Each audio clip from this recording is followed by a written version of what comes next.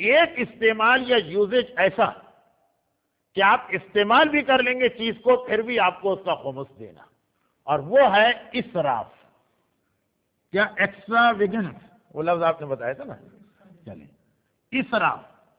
اسراف کیا ہے؟ اسراف کا مطلب یہ ہے کہ چیز آپ نے خرچ کر دی.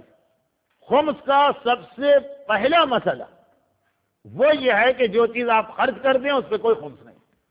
آپ کماتے رہیے خرچ کرتے رہیے، آخر میں کچھ بچے یا سیونگ ہو تو اس پہ خمس واجب.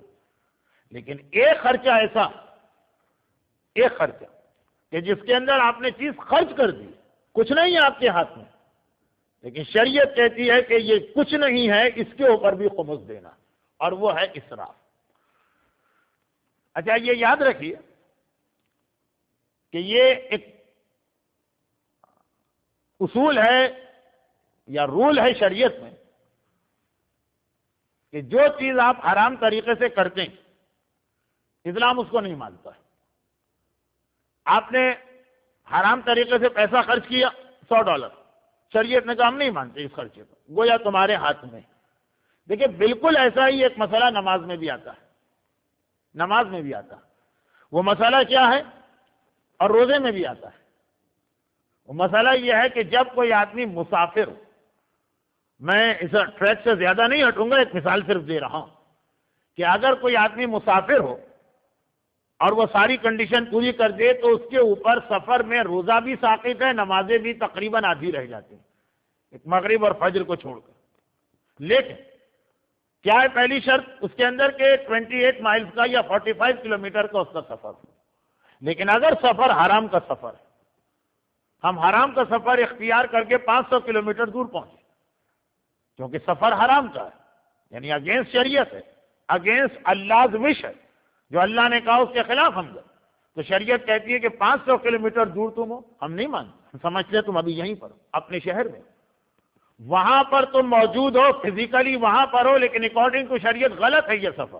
تو یہ سمجھو کہ جیسے ابھی یہیں کھڑے ہو. تو گناہ والا سفر جب کوئی آدمی کرتا کسی بھی حرام کام کے لیے، تو اس سفر میں گناہ تو اپنی جگہ اس کو مل ہی رہا، اور یہ وہ گناہ ہے جو کنٹینیوس جاری ہے، ہر سیکنڈ پہ اس کا عذاب آ رہا.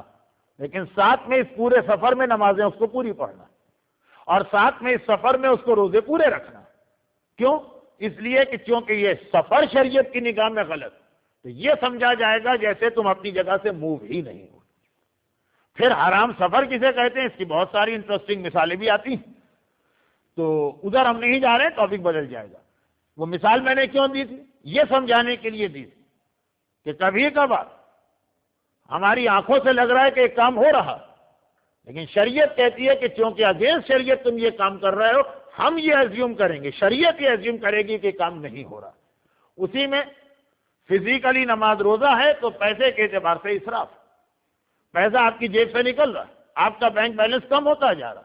شریعت کہتی ہے ہم نہیں مانتے، ہم یہ ایزیوم کریں گے کہ یہ پیسے اب تک تمہارے پاس ہیں، کیونکہ ہونا چاہیے، جہاں تم نے خرچ کیا وہ غلط خرچ کیا.